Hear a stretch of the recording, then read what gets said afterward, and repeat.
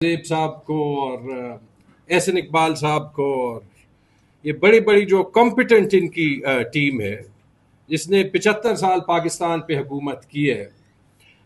और 75 साल में जो पाकिस्तान का हाल किया है वो आपके और मेरे सामने उन्होंने जो कहा, जरा असलियत बतानी है। देखिए, पहले तो ये नेशनल इकोनॉमिक सर्वे मैं इसको कम कहूँगा क्योंकि ये अभी इकोनॉमी नहीं रही है, अभी ज़ॉम्बी इकोनॉमी है। इसको आप ज़ॉम्बी इकोनॉमी सर्वे कह सकते हैं। ज़ॉम्बी एक जिंदा लाश ही होती है।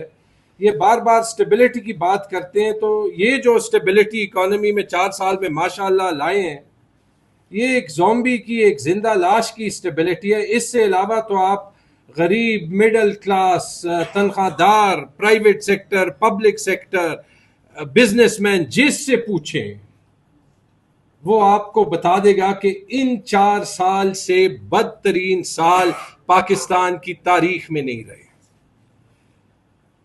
और ये देखिए कि ये अभी पाकिस्तान 1947 में बना था, 79 साल हो गए। 79 साल में सिर्फ एक वजीर आजम है जिनकी इतनी अच्छी किस्मत रही कि उन्होंने 5 मुसलसल बजट दिए हैं। वो जुल्फिकार अली भुट्टो नहीं है, वो नवाज शरीफ नहीं है, वो बेनजीर भुट्टो नहीं है, वो इमरान खान नहीं है।